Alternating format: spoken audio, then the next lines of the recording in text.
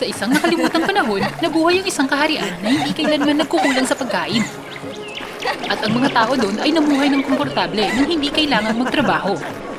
Napakaraming pagkain na pwedeng ipagpalit sa mga kalapit na bansa na nagdala ng yaman sa kaharian. Isang ticket sa kaharian para sa sino mang mag-subscribe sa channel ng Wa Fairy Tales. Aalis na ang barko sa sandaling mag-subscribe ang 1,000,000 tao. Ang lahat ng ito ay salamat sa pagsisikap ni Haring Semis, ang nagtataglay ng mga kapangyarihang baul na lumilikha ng walang katapusang pagkain para sa lahat. Salamat sa marangal na Haring Semis na tumutulong sa Diyosang si Amalthea sa mahihirap na panahon. Kami ngayon ay nabubuhay ng komportable. Ngunit isang araw, nawala ang kapangyarihan ng mahiwagang baul at walang lumabas na pagkain. Saan napunta ang lahat ng pagkain? Hindi nakayanan ni Haring Semis na nasanay sa marangyang buhay ang kakapusan. Kayong lahat, mula ngayon, lahat ay dapat magtrabaho para sa akin. At lahat ng kanilang yaman ay dapat ibigay sa aking palasyo. Ang hindi sumunod ay mapaparusahan. Mula sa isang kaharian kung saan ang mga tao ay masaya sa buhay, ngayon lahat ay kailangang magtrabaho ng higit pa. At ang mga sakit ay naging talamak.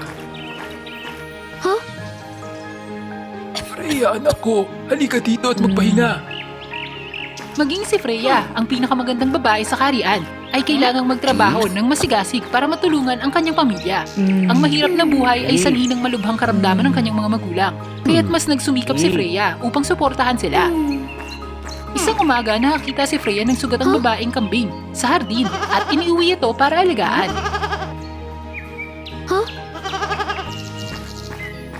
Alam ng ama ni Freya na iniligtas ng kanyang anak ang kambing. Alagaan mo itong mabuti, anak ko. Kapag gumaling ito, makakakuha tayo ng gatas ng kambing para ibenta. Naawa siya sa sagutan kambing, ngunit hindi niya hinayaan na lumala ang kalagayan ng kanyang ama, kaya kinailangan niyang sundin ang payo nito. Matapos ang mahabang panahon ng pag-aalaga, sa wakas ay gumaling ang kambing. Ang pagbebenta ng gatas ng kambing ay nagdala ng kaunting pera sa pamilya ni Freya, ngunit hindi pa rin ito sapat para ganap na mapagaling ang kanyang mga magulang. Ginawa ko ang lahat. May iba pa bang paraan para mailigtas ang aking mga magulang? Biglang kinaladkad ng kambing si Freya at hinila ang kanyang damit, na tila sinusubukang dalhin siya sa kung saan. Nagtataka na tinignan ni Freya ang kambing na patungo sa kagubatan. Pagkatapos ay nagpasya siyang sundan nito. Naglakad silang dalawa ng matagal hanggang sa makarating sila sa malawak at magandang lupain kung saan libu-libong mga kambing ang nagtatakbuhan. Mula sa malayo ay may lumapit na magandang babae kay Freya.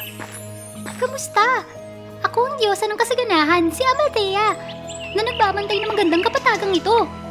Kamusta po, diyosa? Marahil kambing mo ito. Nakita ko itong sugatan, kaya nalagaan ko. Naniniwala akong gusto nitong bumalik sa'yo ngayon. Talaga? Salamat! May dahilan kaya't dinala kita dito para makita ako.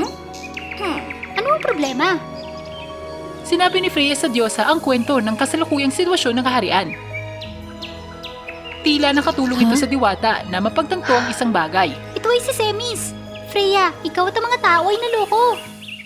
Noong unang panahon, tinanggap ng lupain ng mga tao at lahat sila ay nasiyahan sa pagkain mula sa mahiwagang baul at kapayapaan ng magkasama. Ngunit isang araw, natuklasan ng diyosa na ninakaw ang kanyang mahiwagang baul. Nagalit si Diyosa Amalthea, pero hindi na niya ito mabawi dahil bawal siyang pumasok sa mundo ng mga tao. Nilimitahan din niya ang pagpasok ng tao sa lupain. Ang baul ay hindi tuluyang mauubos kung wala ang aking mahika. Ito ang epekto ng mga tamad na tao na umaasa sa kapangyarihan ng banal. Kung gayon, si Haring Semis ang nagnakaw ng baul ng diyosa at hindi ito regalo. Tumingin si Freya sa hindi nasisiyahang diyosa, ngunit para sa kanyang mga magulang, sinubukan niyang muling magmakaawa sa diyosa. Mali kaming umasa sa lakas ng baul. Patawarin mo po kami at tulungan mo ang aking pamilya, aking diyosa. Nang makita ang taimtim na pagsusumamo ni Freya, naawa si Diyosa Amalthea at nagpa siyang ituro sa kanya ang daan. Sige, dahil iniligtas mo ang aking kambing, sundin mo ang aking sasabihin kung gusto mo iligtas ang iyong mga magulang. Dalhin mo sa akin ang mahiwagang baul at ibibigay ko ang gamot para sa iyong pamilya. Nagpasalamat si Freya sa diyosa at inihatid pabalik sa kaharian. Agad siyang pumunta sa kastilyo ni Haring Semis. Naghanap ng paraan para makapasok sa loob. Biglang aksidenteng nabangga ni Freya ang isang maharlika. Nagulat siya. Sinubukan niyang tumakbo palayo, ngunit agad siyang nahuli. Sino ka? At bakit ka pumasok dito? Naramdaman ni Freya na hindi ordinaryo ang taong ito, kaya nanatili siyang tahimik. sa takot na baka matuklasan siyang nagnanakaw ng baul. Ako si Prinsipe Brian. Kung hindi ka magsasalita agad, huhulihin kita at paparusahan. Nagmamadali si Freya na kunin ang gamot para sa kanyang mga magulang. Kaya sinabi niya kay Prinsipe Brian ang totoo tungkol sa mahiwagang baul at ang gawaing ibinigay sa kanya ni Diyosa Amalthea. Nagulat si Brian sa revelasyon tungkol sa kanyang ama. Nasaksihan niya ang paghihirap ng mga tao dahil sa kasakiman ng kanyang ama. Nitong mga nakaraang araw, Tutulungan kitang hanapin ang baul. Gusto kong palayain ng mga tao sa gutom at kahirapan na to. naniniwala si Brian na mapanganib ang pagpasok ni Freya sa kastilyo. At madali siyang mapaghihinalaan dahil sa kanyang itsura. Kaya dinala niya ito sa isang parlor ng isang dayuhang mangangalakal para tulungan siyang baguhin ang kanyang itsura. Bagamat maganda na si Freya, mas lalong nagpaningning sa kanya ang kanyang bagong kasuotan. Sa kabila ng kanilang magkaibang katayuan, ang pagiging maganda at sopistikado ni Brian ay tumatak ng malalim na impresyon kay Freya. Pagkatapos ang pagbabago, dinala ni Brian si Freya pabalik sa kastilyo at ipinakilala siya kay Haring Semis bilang kanyang nobya. Natuwa si Haring Semis na makita si Freya at masaya siya na nakahanap na ng mamahali ng kanyang panganay. Pumayag siyang magdaos ng kasal para sa kanila sa angkop na araw. Freya, manatili ka rito at magpahinga ng ilang araw. Brian, ayusin ang matutuluyan para sa iyong mapapangasawa. Nagpasalamat sina Brian at Freya kay Haring Semis. Parehong naghihintay ng tamang panahon para kunin ang baul. Isang gabi, dinala ni Brian si Freya sa isang maliit na kwarto sa tabi ng kwarto ni Haring Semis. Ang mahiwagang baul na dati ay lumilikha ng walang katapusang pagkain, ngayon ay isang walang laman na lalagyan na tahimik na nakalagay sa silid. Nang iniangat ni Freya ang baul, isang kakaibang ingay ang umalingaw sa kanilang dalawa. Isang nakatagong sikretong silid sa likod ng isang aparador ang nabunyag. Pumasok ang dalawa sa sikretong silid at natuklasan ng nawawalang Reyna ilang taon nang nakakaraan. Tahimik na nakahiga sa isang sulok. Reyna, bakit ka po nandito? Ang sinabi ni Brian ay umalarma kay Haring Semis. Mabilis na nagising at sumugod sa katabing silid upang tignan kung anong nangyayari. Sinong nandyan? Narinig ni Freya si Haring Semis at nagmamadaling hinila si Brian palayo bago pa sila mahuli. Si Haring Semis na hindi malinaw na nakita kung sino ang dumaan, inutusan ng kanyang mga bantay na hulihin ang mga nanghihimasok. At pagkatapos ay nagpatuloy sa pagsisiyasat sa sikretong silid. Mahirap ka na dalawa! Gumaan ang pakiramdam ni Haring Semis nang makitang nandun pa rin ang Reyna. Ngunit sa tabi nito ay isang kwintas na pag-aari ni Brian. Napagtanto niya na natuklasan ni Prinsipe Brian ang katotohanan at nagmamadaling hinanap siya. Dinala ni Freya si Brian sa kagubatan sa pagtatangkang hanapin ang lupain ng Diyosang si Amalthea. Ngunit hindi niya maalala ang daan patungo dito. Hinabol sila ni Haring Semis, tinawag ang pangalan ni Brian at tumakbo ng mabilis hanggat kaya niya. Biglang may kakaibang liwanag ang pumalot kina Freya at Brian at Haring Semis na nagdala sa kanila sa ibang kaharian. Dinala silang tatlo ni Diyosa Amalthea sa kanyang lupain. Mabilis na ibinalik ni Freya ang mahiwagang baul sa may-ari nito.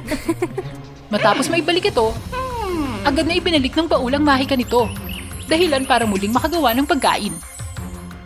Biglang sumugod si Haring Semis patungo sa Diyosa, sinubukang agawin ang baul mula sa kanya. Nagulat si Brian, ngunit sinubukan niyang sumugod doon para pigilan ang kanyang ama na gumawa ng pagkakamali. Brian, bitawan mo ko! Kailangan ko ang baul para mailigtas ang nanay mo! Dahil pala sa kahinaan nito, nakatulog ng mahimbing ang Reyna. Matapos ipinanganak ang malusog na si Brian. Mahal na mahal ni Haring Semis ang kanyang asawa at ginugulan lahat ng yaman niya sa pagkuha ng pagkain para magdala ng mga doktor mula sa malayo at malawak na lugar upang pagalingin siya. Ngunit walang nangyari. Dahil ayaw nasisihin ni Brian ang kanyang sarili na naging sanhi ng sakit ng Reyna, itinago ni Haring Semis ang katotohanan tungkol sa kanyang kalagayan. Nang makita niyang nagambala si Brian, sinubukan niyang tumakas, ngunit madaling ginamit ni Diyosa Amalthea ang kanyang kapangyarihan para kunin ang baul mula sa kanya. Nasaksihan ni Freya ang buong sitwasyon at nakaramdam ng simpatsya para kay Haring Semis at Prinsipe Brian. Kagalang-galang na Diyos sa Amalthea. Pakiusap, iligtas ang aking kaharian. Nangangako kami magsisikap na magtrabaho at kumita ng aming ikabubuhay sa pamamagitan ng aming sariling pagsisikap. Nang makitang lahat sila'y may natutunang mahalagang aral, pumayag si Diyos sa Amalthea na tulungan ng kaawa-awang mga tao. Freya, ito ang pangako ko sa'yo. Salamat sa iyong tulong. At Haring Semis, nakagawa ka ng malaking pagkakasala laban sa akin. Upang mailigtas ang Reyna, dapat mong talikuran ang iyong trono. Kung hindi, parurusahan ko ang Reyna at ang iyong anak. Sa sobrang pagmamahal niya sa Reyna, pumayag si Haring Semis sa kondisyon ng diyosa. Brian, anak ko. Kunin mo ang trono at ibalik ang kaharian sa sarili mong pagsisikap. Si Brian upang mailigtas ang Reyna ay tinupad ang hiling ng kanyang ama. At tinupad ang pangako, pumayag sa mga kondisyon ng diyosa. Natuwa si Diyosa Amalthea na ibigay ang gamot sa pagpapagaling. At pagkatapos ay ibinalik sila sa kaharian. Ang mahimalang gamot na ibinigay niya ay nakatulong sa lahat ng may sakit na gumaling. Ibinigay ni Haring Semis ang trono kay Prinsipe Brian at umalis sa palasyo ang hari, tulad ng ipinangako niya sa diyosa.